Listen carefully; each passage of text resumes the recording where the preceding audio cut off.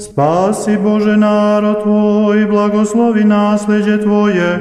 posjeti svet svoj milošću i dobrotom i ukrepi moć hrišćana pravoslavnih i nispošli na milosti svoje bogate.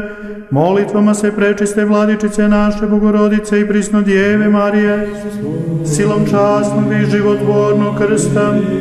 zastupništvom časnih nebeskih sila bestelesnih, časnog i slavnog proroka, preteče i krstitelja Jovana, svetih slavnih i svehvalnih apostola, svetih otaca naših i velikih vaseljenskih učitelja i svetitelja,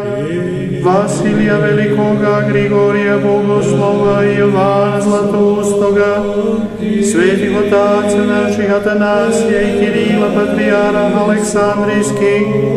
svetog oca našeg Nikolaja, arhijepiskopa Mirlikijskoga čudotvorca, svetih ravnoapostolnih Metodija i Kirila, učitelja slovenskih, svetih srpskih prosvetitelja i učitelja, Simeona Mirotočivog, svetitelja Save, Arsenija, Maksima, Vasilija Ostroškog i Petra Cetinskog, svetih slavnih dobropobednih mučenika, prepodobnih i bogonosnih otaca naših, svetih pravednih bogotaca Joakime i Jane, svetog velikomučenika kralja Stefana Dečanskog i svih svetih. Molimo Te, mnogo milostivi Gospode, usliši nas grešne,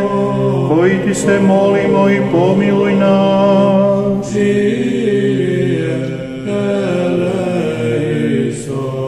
Milošću i dobrotom i čovekoljubljem jedinorodnoga Sina Tvoga, sa kojim si blagosloven, sa svesvetim i blagim i životvornim Tvojim duhom,